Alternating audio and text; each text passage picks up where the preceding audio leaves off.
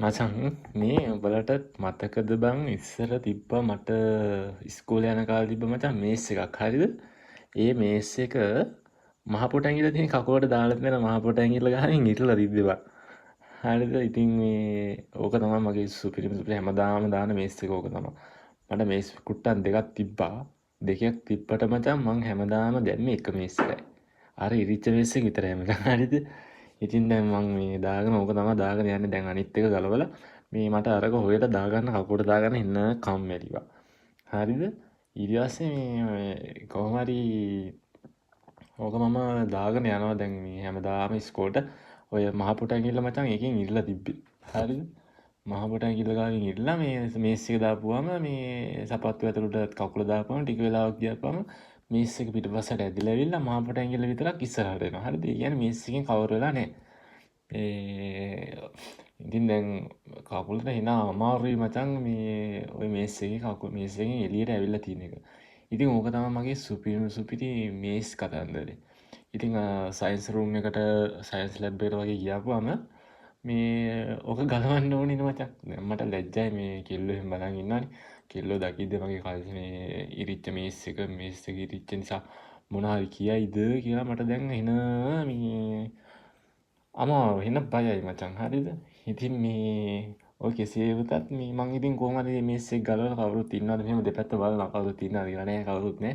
නැත්ත ගමන් ටක් ගාලා සපත්තුව ගලවලා මචං අර ඉස්සරහට ඇදලා යටින් යට කරගන්නවා. හරිද? මේ මට විතරක් නෙමෙයි තව පන්ති හිටියා ඌ වගේ යාළුවෝ දෙන්නෙක් තුන් දෙනෙක් හිටියා. උනුත් නසලානි වැඩ කරපු මේ සෙට් එකක් තමයි ඉතින්. මේ හරිද? ඒ කාලෙත් සුපිරි බං මේ ඒ මේස් එක තාම මං ගාව ගෙදර තියෙනවා. දැන් මං බෝඩ්මේ තමයි ඉන්නේ හැබැයි. කොළඹ ඉන්නේ බෝඩ් වෙලා තමයි මගේ ජොබ් එක කරන්නේ. ඒ මේස් එක තාමත් තියෙනවා මට මතක විදිහට. ඒ ඉස්කෝලේ දාපු සපත්තු දෙකත් මචං තාම තියෙනවා මේ මතක සටහනක් විදිහට. සපත්තු දෙකේ මචං අඩිය නෑ. අඩිය ගෙවිලා හිල් වෙලා අර පිටපස්ස ලොක් වෙන කෑල්ලෙන් මචං මේ ගල් හිර වෙලා තියෙන ඇතුළට.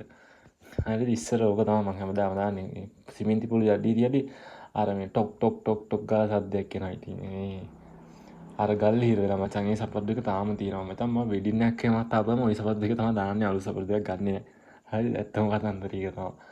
මේ ඉතින් ඉස්කෝලේ කාලේ දැන් ওই බලද්දි මචං මාරම වෙනස්. ඉස්සර ඉස්කෝලේ කාලේ ඔළුව පට්ටම නිදහස්.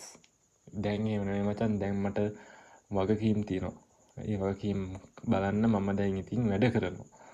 වැඩ කරන්නේ මචං මම උදේ ගිහිල්ලා 9 වෙනකන් වැඩ කරලා ඊට පස්සේ මම සාමාන්‍යයෙන් පාන්දර 2-3 වගේ වෙනකන් වැඩ කරනවා. හරිද?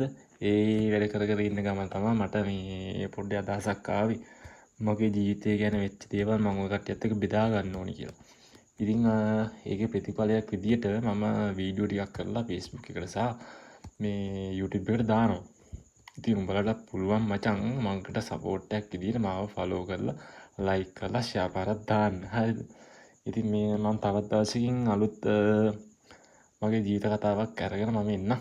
එතකන් සුබ දවසින් පරිස්සමෙන් ඉන්න. මතක් කරලා මාව මට ලයික් පාරක් දාන්න, කමෙන්ට් පාරක් දාන්න, ෂෙයා පාරක් දාන්න. සුබ දවසක් ෆලෝ පාරකුත් දාන්න.